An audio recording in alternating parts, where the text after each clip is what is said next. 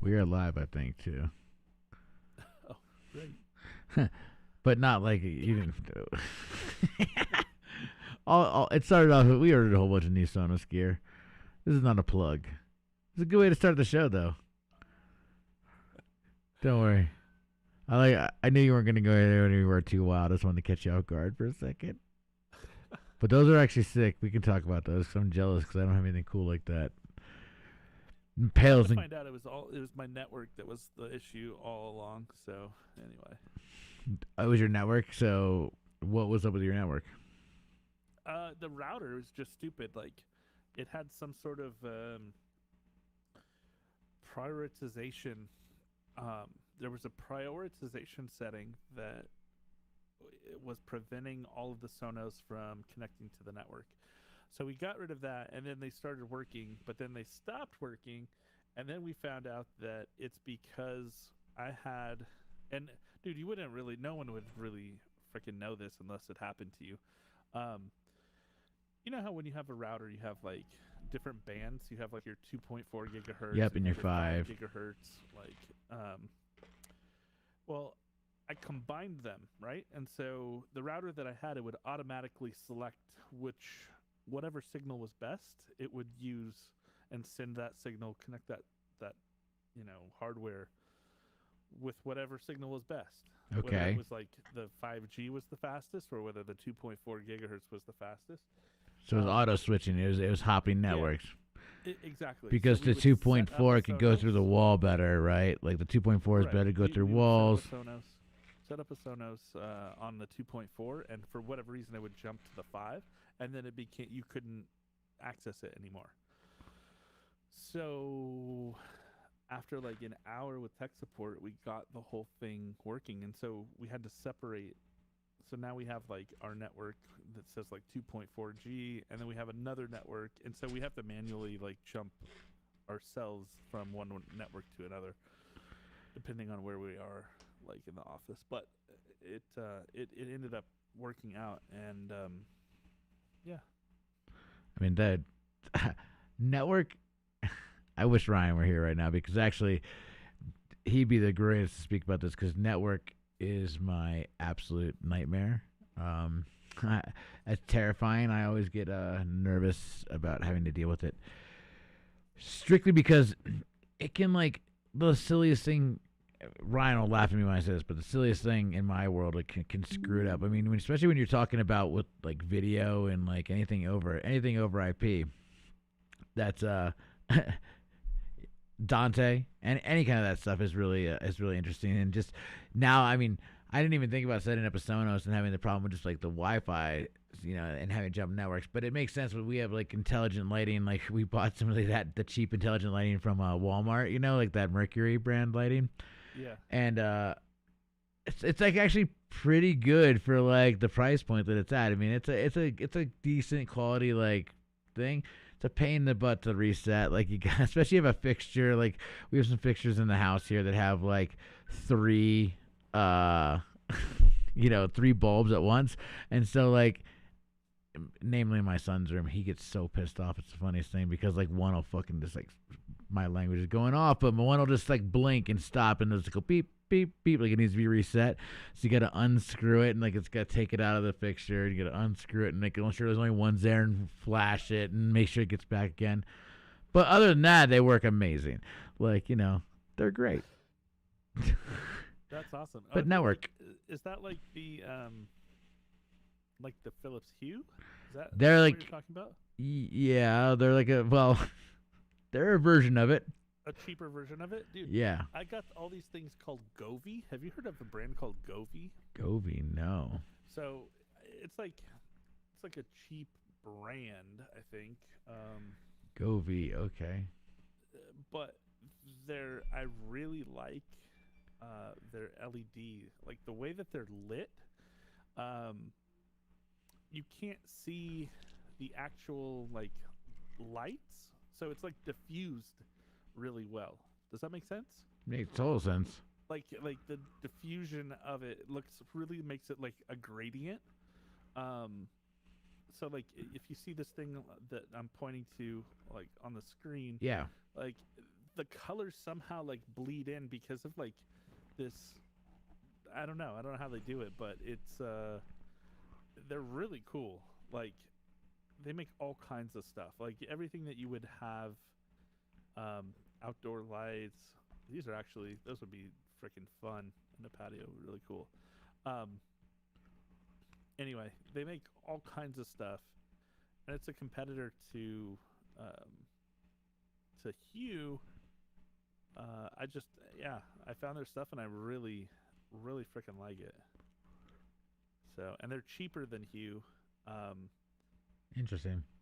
yeah, kind of cool. But yeah, I'm a big LED fan. I love like colored LEDs and like being able to like change them and like set the moods and stuff is like super fun.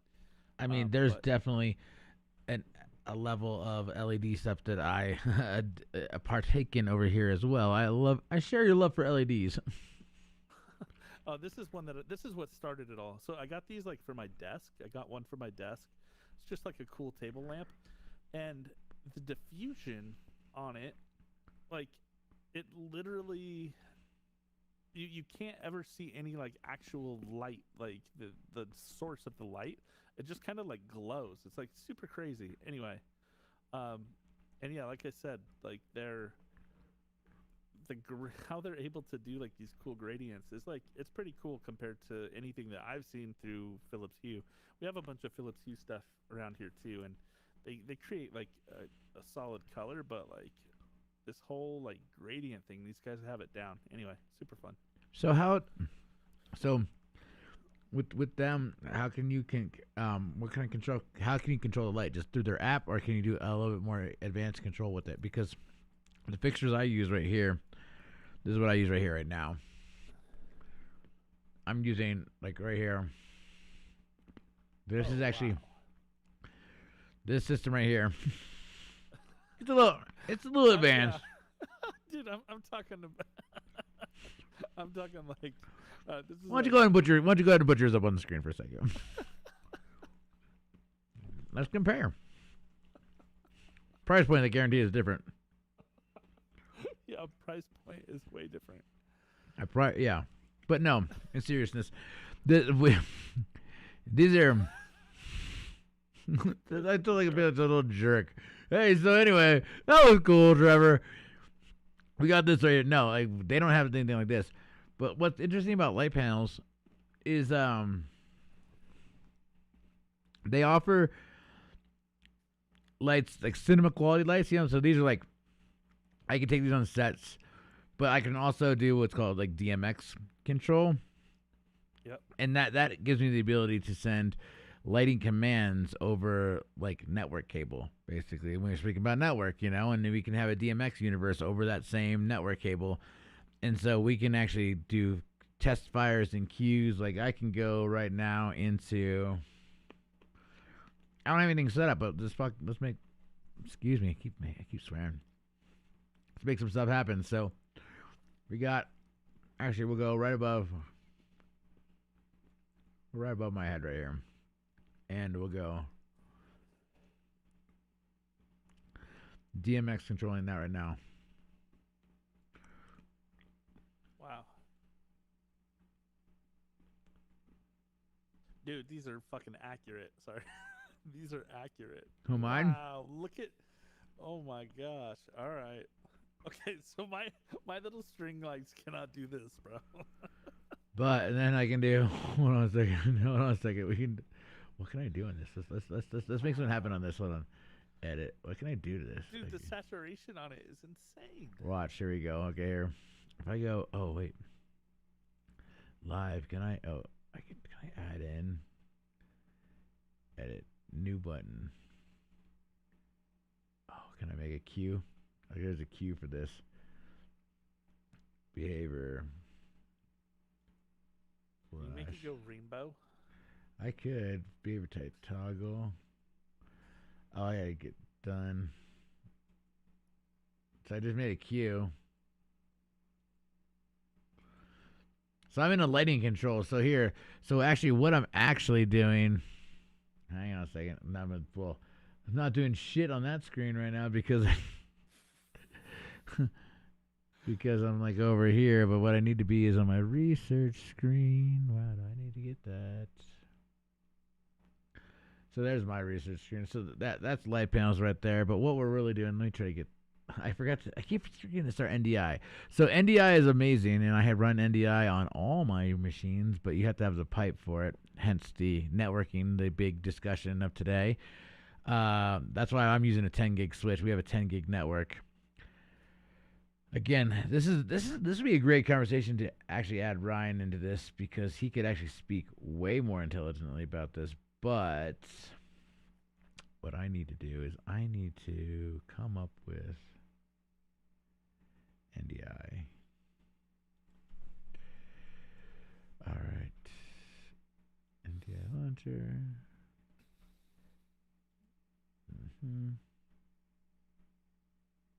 Cool. Oh, is it? All right.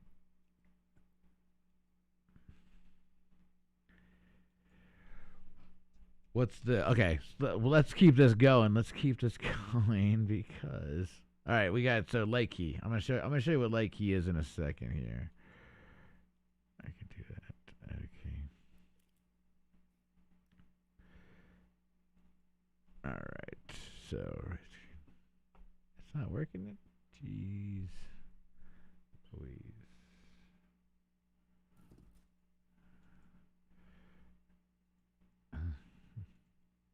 Oh, did it just crash? Nope.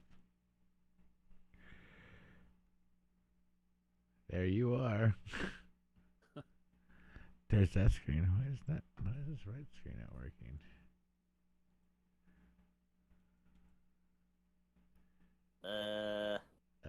Black screen. Right screen raw. What's happening here? No properties. Why isn't this working, ladies and gentlemen?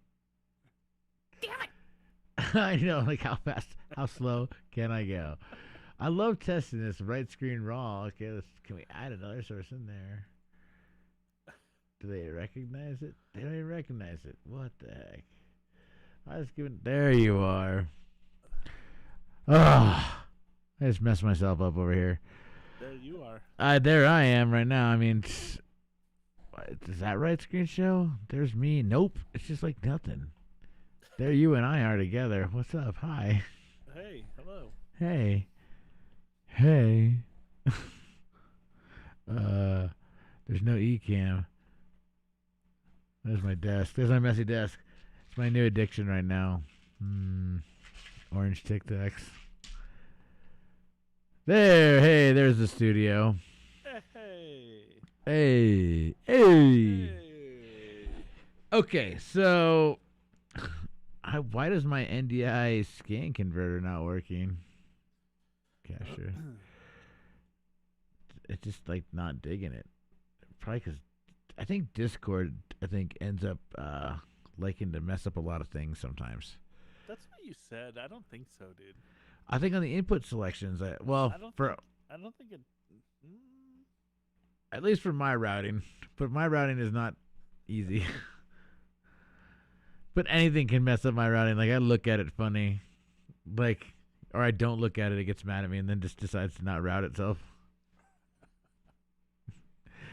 It's definitely more of a fun kind of environment when you talk about that. I want to show you this light key, but it's for some reason just like not wanting to be. All right, let's see here.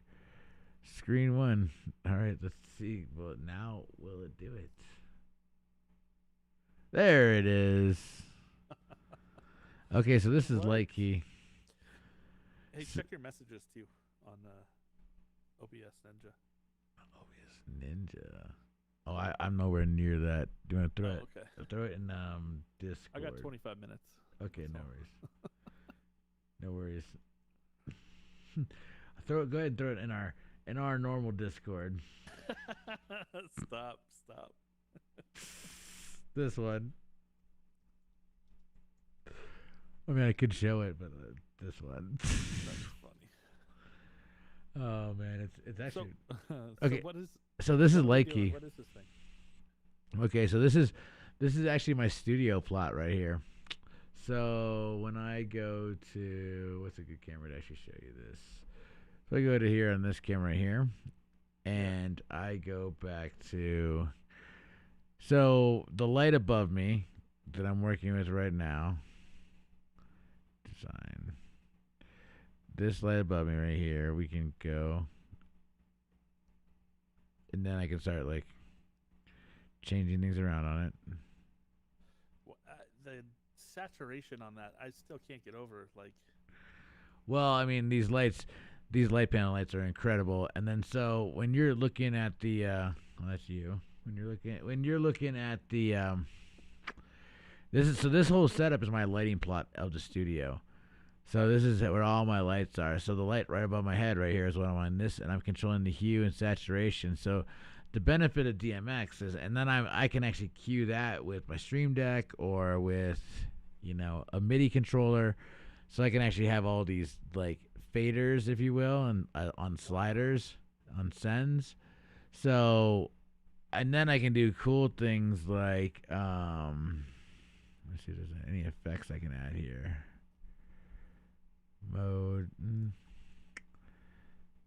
I don't know if there's any kind of effects that I could do in this one right now. You can actually sometimes come in here, fixture, and add effects. I'll do one for next show, but you can come in here and switch the modes on it. Say it's HSI, turn the fan on to auto, because if you need to do stuff. And then this dim right here, well, when I blast this, if I go right here, and then if I take the saturation out, it gets super bright. whoa, wow. That's just that fixture. So if I want to, but if I want to do something crazy, I would take this fixture right here, and I want to go.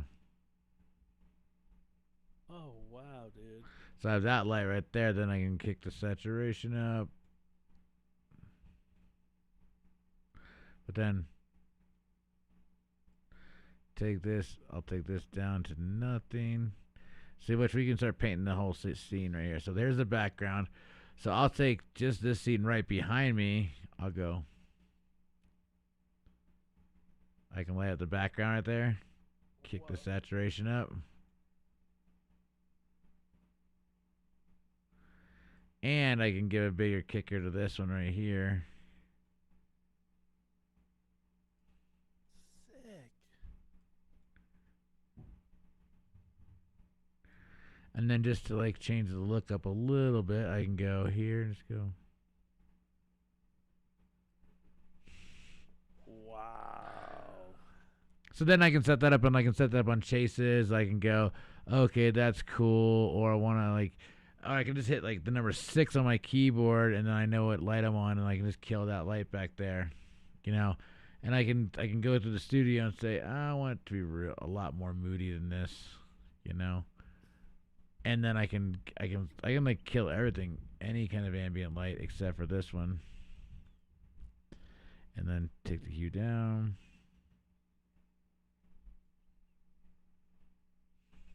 Wow. And then we carry that over into all the cameras. That is so sick. So this is like a little bit like this is this would be this light panel stuff right here, and what I'm using right now are these Gemini 1x1s right here, this fixture right here. Whoa. And so this Gemini 1x1 panel is pretty impressive. Yeah, like this won't play the video. I don't think this will play the audio through it, but the color saturation, like you said, is incredible. The control is unbelievable. And like when you can, freaks me out because that's the music on there. But the control on this is absolutely incredible. Like, Wow, dude, that's really cool. so that it's kind of changed the way I think about doing lighting on sets too, because having the ability to DMX control it, like now that I set up everything in the studio under DMX lighting, because like look, right here. Like I'm on faders right now. What I'm on right now is actually right here. I'm like fading the lights on my controller. Whoa. and I can like paint it to this, all that I want. So I mean, that's just like that's mapped to that already. So when I want to show you that, like I can just basically go there. So it's like a really powerful setup. That is super cool, man. So to me, I mean, I don't know, like in your opinion, because you use and your setup looks great. You have one key light right now, right? Yeah. And what is the key light that you're using right now? It's an Elgato key light. It's like $100, $100 light. Yeah, but like I mean, arguably you're getting the comparable like look that I'm getting right now. Arguably, I'll take glasses off there. You're being nice. You're being nice, but no, I mean because you can tell you have a good. You can tell that you can tell that you have a larger sensor camera. right. I can tell that like there's depth of field there because like the background's out of focus there. It's like it has good depth of field. There's like even good lighting across your face. I mean you're like from like a professional cinematography standpoint, you have like spill coming from the screen, but I have the same problem. You know what I mean? That's why actually I've got a 48-inch screen in front of me. I can't. It's too much. like it's I mean it's a very common this issue I have right now is like all the screens right here. But like so what you can't see is that light's directly above me. Yeah. Like above me, and then what it actually is it's flagged off, and I basically made a fabric thing here. Let me show you on a mega wide. A mega wide of the studio will give you a real good like understanding of what this like really looks like. I think it's the G cam. It is. So if you can kind of see above me, there's this like whole kind of like blacked out area right there around me. Yeah. I basically made that. Well, my wife and I made that.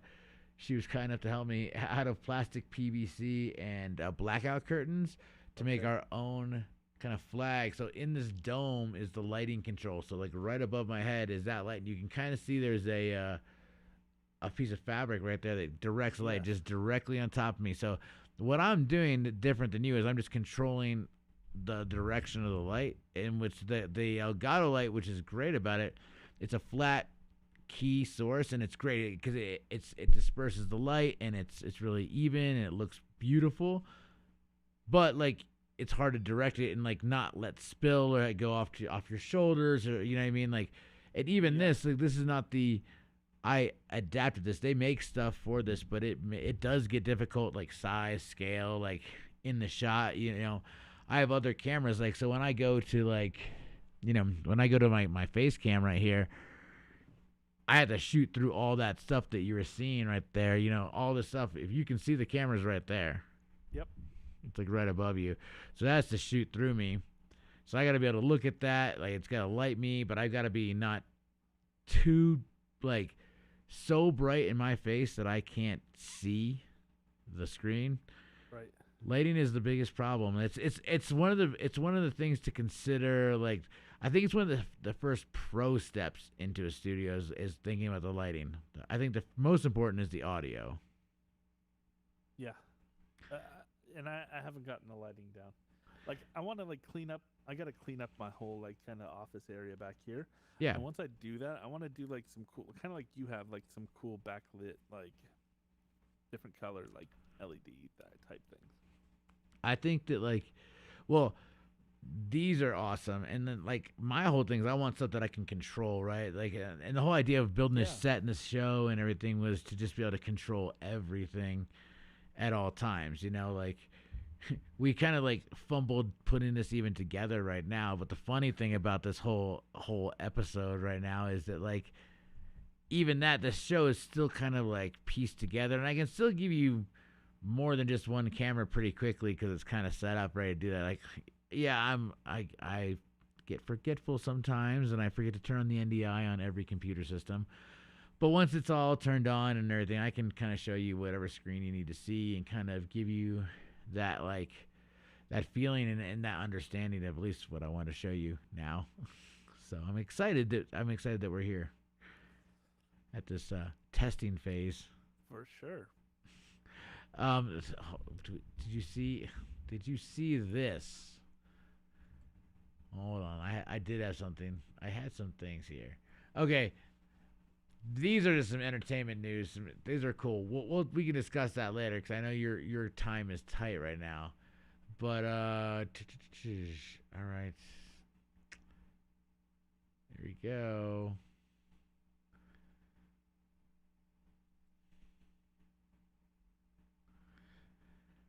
All right. Did you see this thing yet? No. Oh man. VR future their Is it hand. a power glove? It gives like touch sensations across from VR. No way. Power gloves. Nintendo designer's pissed, but I mean like Yeah, Nintendo's like, damn. we were ahead of our time.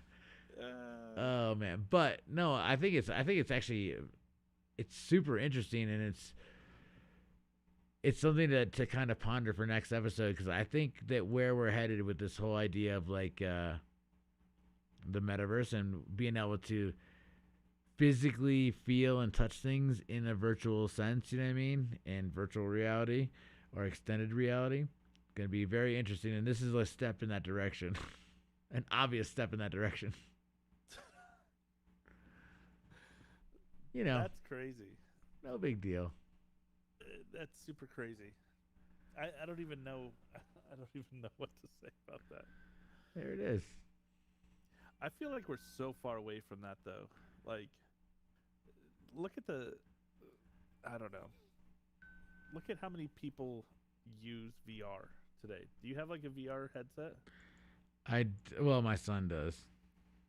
I just So feel like we're so far away still. Everyone's like metaverse this, metaverse that. I think it's like a hot word, but I don't know that we're like that close to it. I my question is, are we? I don't know if we're closer than we think. Only because like I've heard some interesting statistics. Like I've heard like, and this is like conjecture. So like, but there's this number floating around that like Facebook has thought to have invested approximately since their acquisition of Oculus, which was like 2014 for $2 billion, was the number that's ringing a bell to me right now. And I guess no one has the exact figure, but like the rumor, like thought to be figure is somewhere in the neighborhood of about $5 billion a year annually since 2014. So you're talking like potentially $60 billion in the development of a world that no one's seen. It sounds like it could be pretty awesome if you have some of the brightest minds in the world thinking about it. Like I wonder what it is. Like I wonder if it's bigger than we're thinking about, or if it's everyone just trying to figure out how to connect the dots still, you know? Yeah, I wonder. I mean, the adoption rate is so low. I think the adoption rate on VR is pretty freaking low at this point in Right. today's like world. I don't think. I mean, I have it, but I'm like, I have all kinds of crazy technology, right? Like I Well, have yeah, like you're a tech the guy. original Oculus. I got the Oculus 2. I got like the Oculus Quest, the Quest 2, whatever they were. But I don't know how many people are like me and you. I think I mean more and more because I saw a TED talk earlier this morning. I was when I was like kind of looking about this and figuring this out for even the episode, and there was a TED talk from 2014 from a director talking about the future is the metaverse and the future of production is the metaverse, and they're showing from an example from 22 Jump Street how they had a virtual set, and they literally all the actor had to have was the bed to interact with. I'll actually pull it up right now. I can't play it. Obviously, I can't clear the audio or anything like that. But what I can do is I can show you at least the thing that I'm talking about here for a second. Here, it's pretty intense. And this is 2014 that this was a TED Talk in 2014, so it was pretty impressive. And there are some amazing, and I mean amazing, VR goggles that I would love to get, but of course, like everything that I want to get, they're stupid expensive. And those I won't play that. I'll put it up on this screen right here. Yeah, so we'll go here for a second. Oh, cancel that. My shortcuts are not good, Trevor. That's the whole switching back and forth between Mac and PC. My shortcuts are terrible. Can't be there. Put on their virtual glasses. All right, so in this TED Talk right here, this is George Bloom. He's a director. He goes on in here and he basically shows this is that thing I was telling you about. He goes on with this right here. This scene, he's talking about how this is just a test scene for 22 Jump Street. They want to show like a TV show. They could show the background and everything they wanted to do. But this is in reality right now what actually was happening. That's all that was there. And this is 2014. Oh. So like this is kind of like where we're headed, like at least with the bigger version of the show that I want to get to now, is this type of production right here has been happening for the better part of a decade. You know what I mean? And we're I think we're there. It's just there just needs to be, there's some interesting not even to get too deep with it, but there's some interesting, I think, psychological things happening with the world. I guess psychological things is the way to put it. With the cost of living getting so high, right? Like, you know, and like the domiciles getting more and more expensive for space, so you're getting smaller and smaller spaces, and you have like other cultures where they're like tiny living quarters that are like completely acceptable.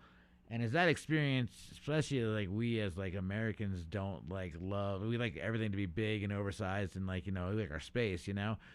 But as it becomes less practical from just like a cost standpoint to do that, like escaping reality into like these headsets for $300 all of a sudden becomes a lot more appealing proposition. If you're like the surrounding is like, you know, let's call it like 9 cubic meters, you know what I mean? Like really small, like if in like other countries, that world that you can escape to becomes more like it becomes so much more appealing. And I think that it's now with the Web3 technology and everything becoming live and actually happening in real time, that experience is like is very romantic right now. You know what I mean? Like it's a cool thing. And I think if the more people experience it, it's gonna catch on quicker now. And now that the barrier to entry is $300, not like $1,200, $1,500, like what it was 10 years ago. Yeah.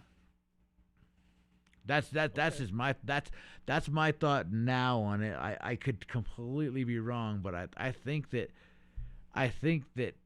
Well, people are putting a lot, like you said, people are putting a lot of money behind it, and so I mean, I just don't know. I just don't see how people will use it I don't know. in a practical sense.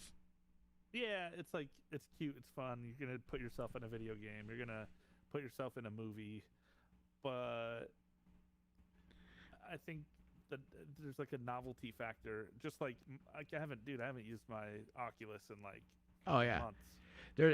I feel like you get it, you use it a lot, and it's, you know, it's cool, and then you don't, and then you stop using it. Because I just take my sons and I'll just like play around, do some art games in it or whatever, and like break a sweat, like try to you know sword something, and like it'll be cool. I think I would be very interested in time, and this is kind of what I would see, is like that technology, like what Unreal Engine and the stuff that they're doing right now, and the idea of like a digital wallpaper.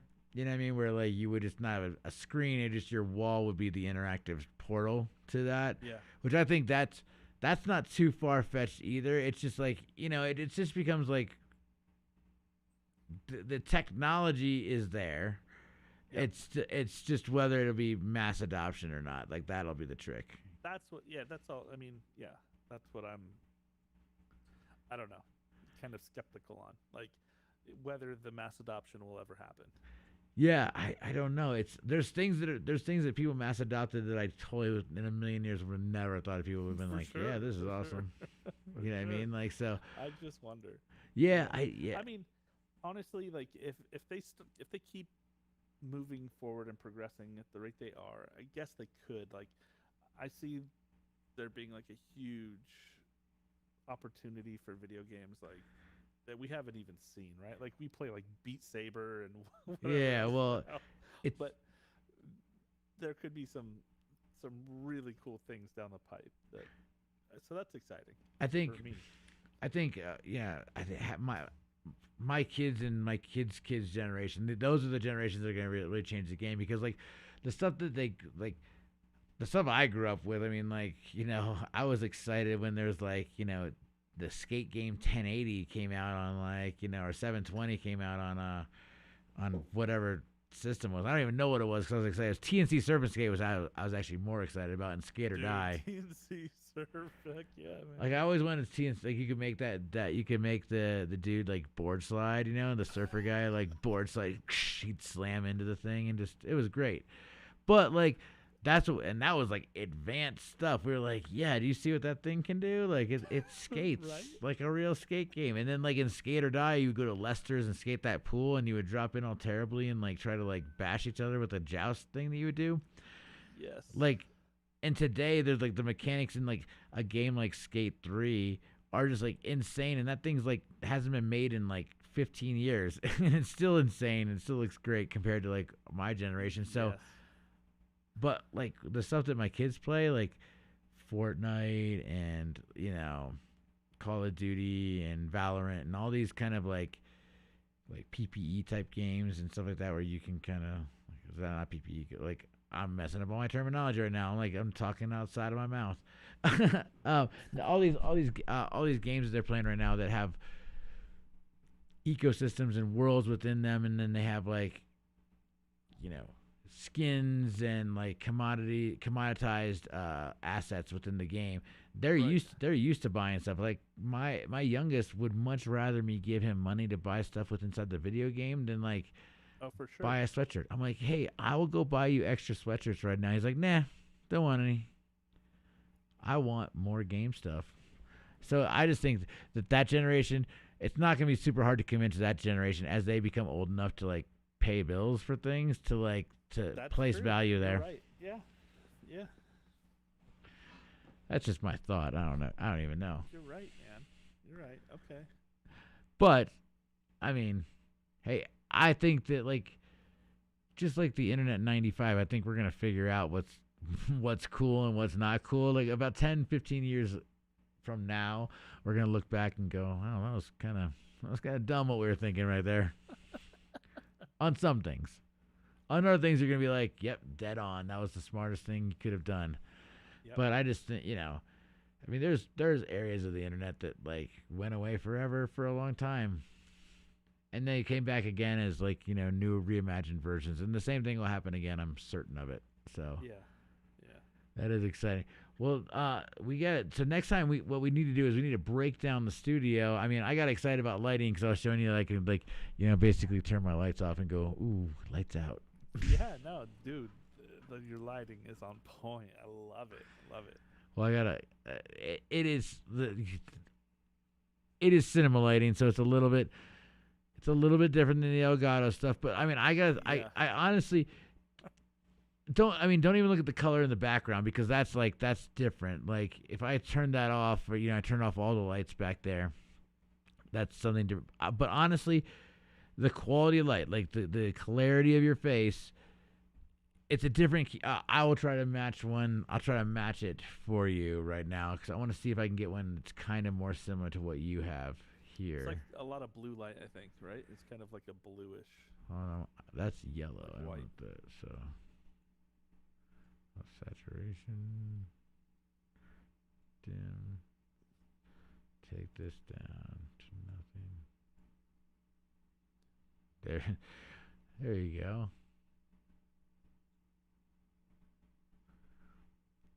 I mean, right Yeah. there, it's similar. Yeah, It's not. it is.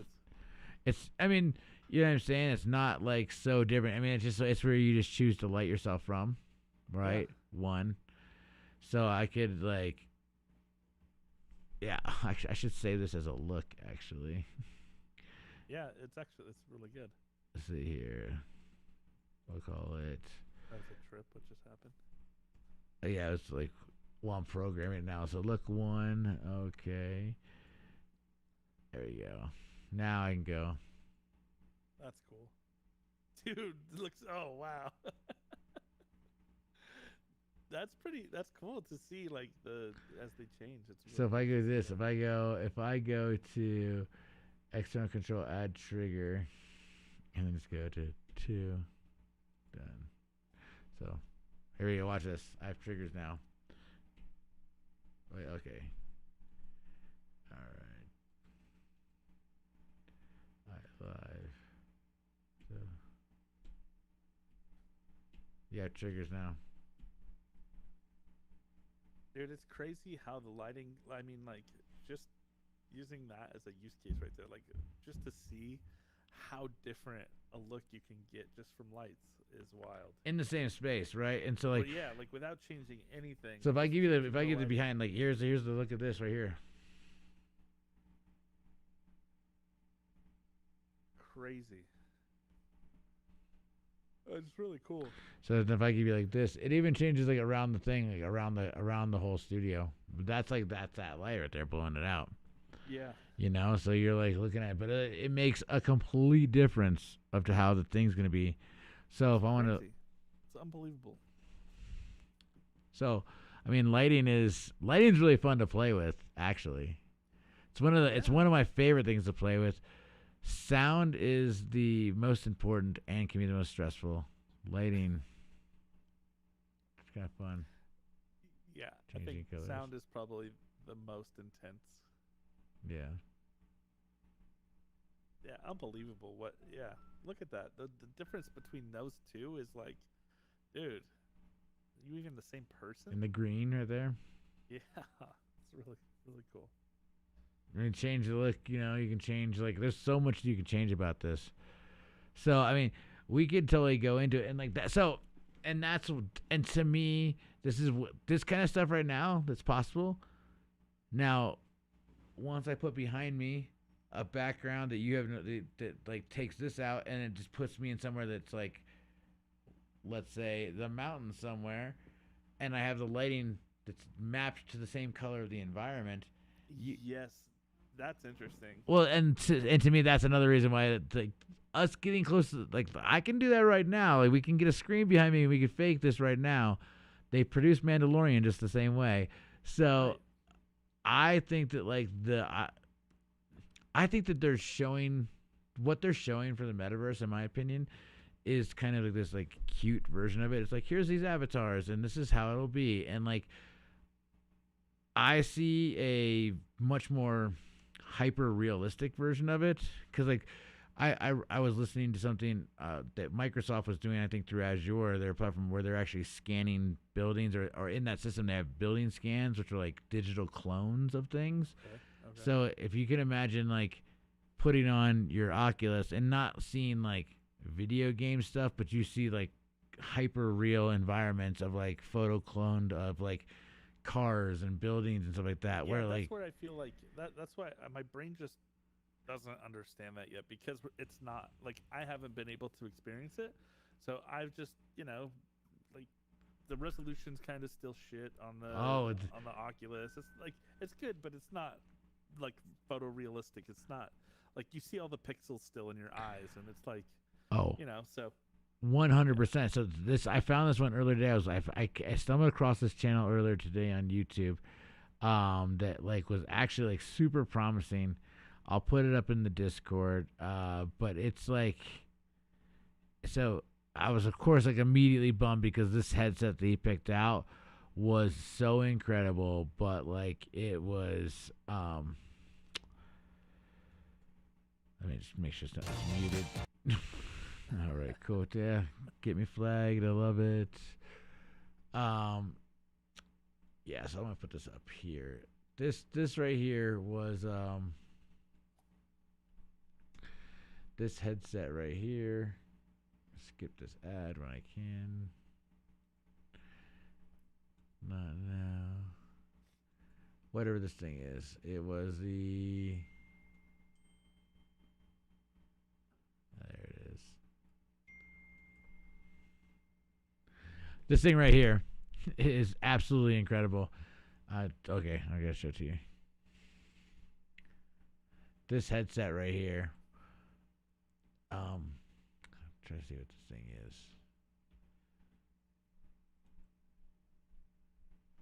It's like $8,000. Whoa. But like they said, like they actually brought it to developers that actually develop in XR and VR, and like he had his own game that he looks at every day for a year. Okay, like his whole entire game that he looks at every day for a year, and no joke, he was like so blown away by it. He was like, "Oh my gosh, this is crazy." I gotta figure out what it is, but it's so ridiculous expensive. It's enterprise level. Like it takes 2 ports and two power ports to drive it. It's crazy. Wow. But this is stuff that he said. This right here, he was doing like this. They have this demo that they can load up in there. That like this is like this human that you can kind of like live in your scale peripheral. That actually felt so crazy. It was like the first time that he felt something as similar to the first time he's experienced VR, where it actually felt like warm, like presence to the touch, like that, like simulation, like that actual like body like trickery that you get. It's so I would love to get my hands on this. Like when we build out the next studio, this 1,000,000% is getting put into this thing. Like I mean, and it looks. All right, that yeah. But the downfall of this thing is even at $8,000, because it's like he did the price breakdown. It was like he got it out of the way early. It was like holy cow. Because I was like, yeah, that's cool.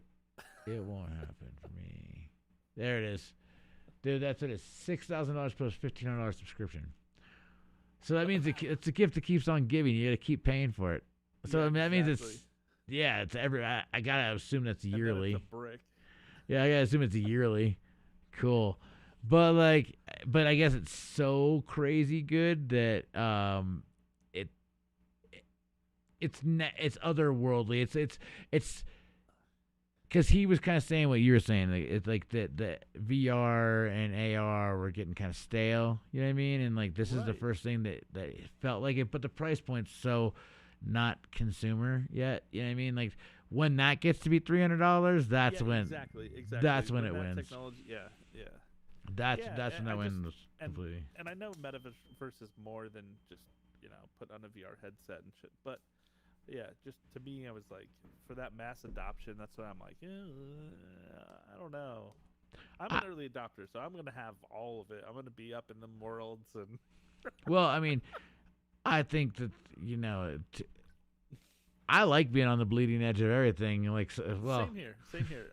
But yeah, I just wonder, like, like you said, the younger generations will totally I think, be the ones to really push it. But no, it's gonna be exciting. I would love to hear what your wife has to say about that too. Because I would love to hear her take on it. Because like I feel like she's not as into the tech possibly. Because she'd be like my wife. Like my wife does not care about the tech. She's like if it's cool and it's useful, she's into it. You know what I mean? Like she likes like the Google Home with like the screen and stuff like that on it, where you can like set timers and tell it's for like pizza and stuff. Like that's yeah, cool. sure. I didn't even know it did that, and I gotta admit that was pretty cool. I was like, it never understands me, which is the most hilarious thing in the world. I'm like, hey Google, set a time for pizza, and it's like, how do you want to kill somebody? Well, should I call the cops? And I'm like, no, pizza, please. It's not good for me, but yeah, I am definitely like the technologist. Even my kids get annoyed by it. They're like, oh God, Dad, stop. I thought they'd be stoked. If my dad was like into tech stuff and had like all this stuff in like his house, I'd be like, yo, what can I mess around Let with? me ask you: does your wife get excited like when the new iPhone's getting ready to come out? No. Okay, Kristen does. She does. Ah, Yeah, and that's pretty she's, like, cool. she also is like one of the we have to have it like the day it comes out. See, that's pretty cool. That's pretty Alright. cool. Okay. But Jennifer, yeah, Jennifer, like she does not. But she does like there's things that she thinks are cool. Like if Yeah. you can convince her that it works really well. Like Right, here's sure, okay, yeah. perfect example. I give you 3 perfect examples. Example 1, Apple Watch. Like, Okay. she's like, don't get me one. She's like, this is dumb. Do not get me one. Do not get me one. Like, she's also not the easiest person to shop for Christmas either. So I'll be like, I'm gonna get you an Apple Watch because like it's I think it's a cool handy tech gadget. Like, Yeah. like 'cause she's not a phone person either, which is like great. It's like she doesn't need like she'll text, but like so I'm like that's actually like a watch with service is actually the perfect thing for her. Like it just like give the notification she needs. She's not gonna be on the phone ever. Right. And lo and behold, she like loved it. She's like, okay, that's legitimate. And then I'm like, and then so my son like was he does his thing and he made some money and like a little bit of money. He wanted to like treat himself to something nice, so he wanted to buy some AirPod Pros. Like, but this is not. He has the new ones, but I'll get to that. Like this is like this is the ones right before the AirPod Pro 2s, right? So he was doing his thing in Europe and he lost the right ear to him. So he has only the left ear. So he's like, "Hey dad, it's like $80 to buy like the refurbished other part." You know what I mean? Like basically every part of an AirPod Pro, like the right ear, the left ear, and then the case, they basically all equal out to the price of an AirPod Pro if you bought them a la carte. You know what I mean? So like you can just buy an AirPod Pro. But it's kind of nice because if you lose something, it's like you don't have to pay for the whole thing again. You just have to pay for Right. somebody else's used earwax on your right ear. That's cool. So I was like, and he was like, but hey, these new ones that are just coming out, which I know you have, are like actually like really good. They're very similar, and he does not care about the rubber tips, and I know you don't like the rubber tips. Yeah, the rubber tips actually they would force themselves out of my ear. That's so amazing. See, I have the problem with the other way. Like I have the other problem on the Well, ones I without the did too with tips. the original ones, like Yes. they would just drop out of my ear. Yeah, these don't do But, that. The new ones don't do that, no. But those AirPod Pros, they totally would work themselves out. I tried all 3, sizes of the little rubber ear tips, Yes. thinking like, okay, it's just the wrong size. No, they like as I walk or whatever, like my ears like pushing them out. You're like, are you doing ear flexes when you're walking? You're just like moving your ears. You're like, they go ping, they're like just shooting out of your head. That's amazing. I mean, I think that should be So weird.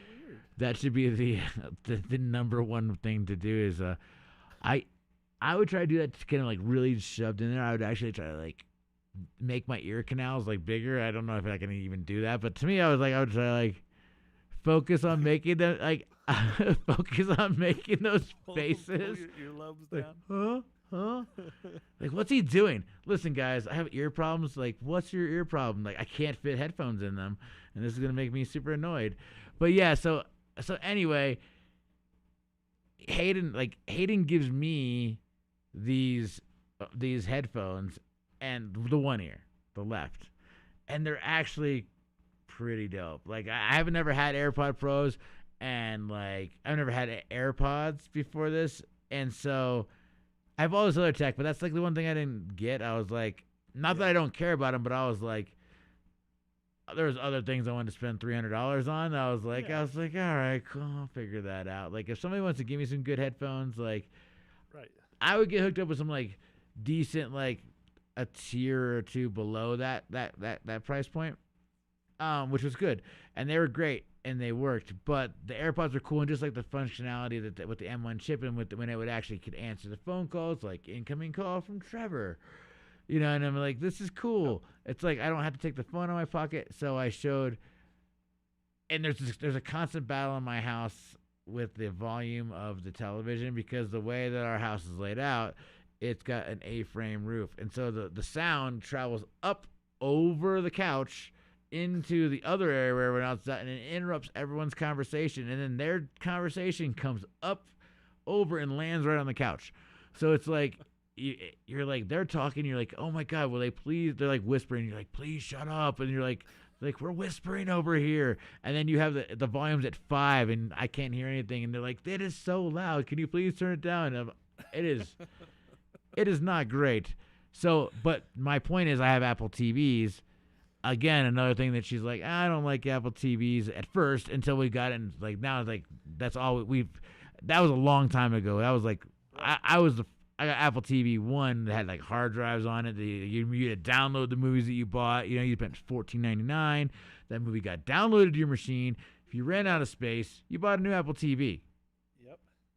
So I remember those days. But the AirPods connect to the Apple TV. Yep. And that is like super. And I didn't know that either. And that's super dope. And like, so the arguments have ceased, but I only have one ear. So it's super annoying because I only get to hear it through one ear. And so now I'm like, oh, I'm getting AirPod Pros, and I think the whole family should be getting AirPod Pros. Now I got to find the hack to see if we can multi-listen, like we multicast to all ears on the Apple TV. That's what I wanted to know too. Like, is it only one at a time, one pair at a time? I've only figured out. Well, I haven't. Truthfully, I have not tried, but I've only figured out how to do one pair. Yeah, same. So, I don't know. You're getting kind of close to your time, right? Yeah, I gotta get going. Working for the weekend is not too much, but I appreciate this. This will be Hey, this has been fun, man. This has been fun. It's amazing. It is amazing. It's working for the weekend.